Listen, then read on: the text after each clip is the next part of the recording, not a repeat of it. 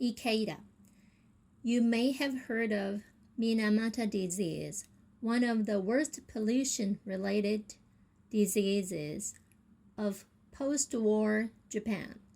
People afflicted with Minamata died in agony, their arms and legs stretching pitifully toward the heavens. They lost the ability to talk, to speak. Many lapsed into comas and never awoke. Many were babies who had been exposed to mercury poisoning from the industrial waste polluted waters of Minamata Bay while still in the womb. A group of Minamata disease victims went to Tokyo, to the headquarters of the Chiso Corporation, which was responsible for the deadly pollution. They made the long trip from Kumamoto, Kyushu, in spite of being severely disabled by the disease. Their purpose was to discuss a compensation settlement with Chiso executives. One victim asked them, "As human beings, how do you feel about what happened? You're human, and so am I. You may have graduated from Tokyo University, but if our skin is cut, we bleed the same way." The executives, many of them indeed graduates of Japan's most prestigious national university, answered, "Yes, that's true, but we're just here today to discuss the settlement." They didn't get it. Not only did they not get it, they had the nerve to tell the victims not to make a fuss because it would shut Chiso down and have serious social repercussions. They began to threaten the very people whose lives they had ruined. As human beings, how do you feel about what happened? The executives wouldn't answer that question, wouldn't even entertain it.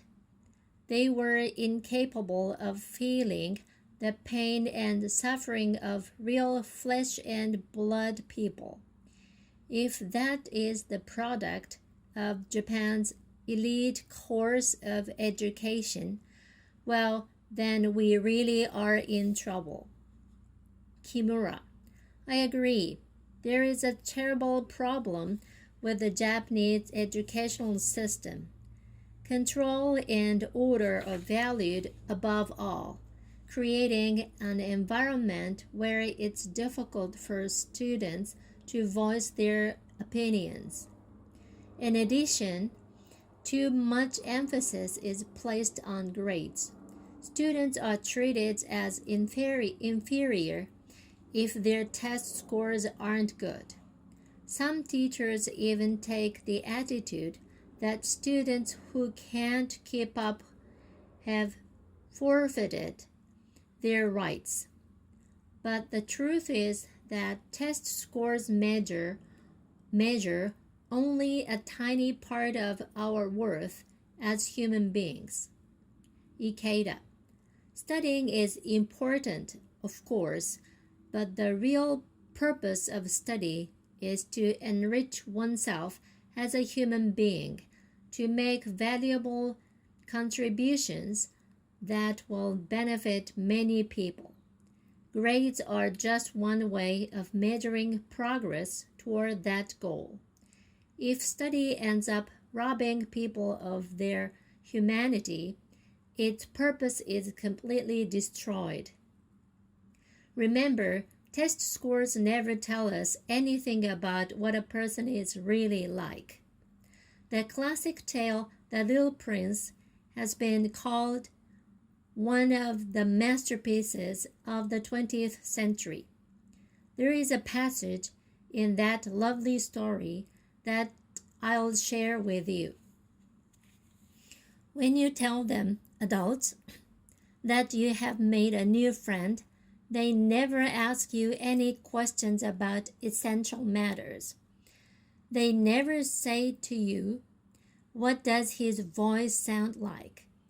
What games does he love best? Does he collect butterflies? Instead, they demand, how old is he? How many brothers has he? How much does he weigh? How much money does his father make? Only from these figures do they think they have learned anything about him.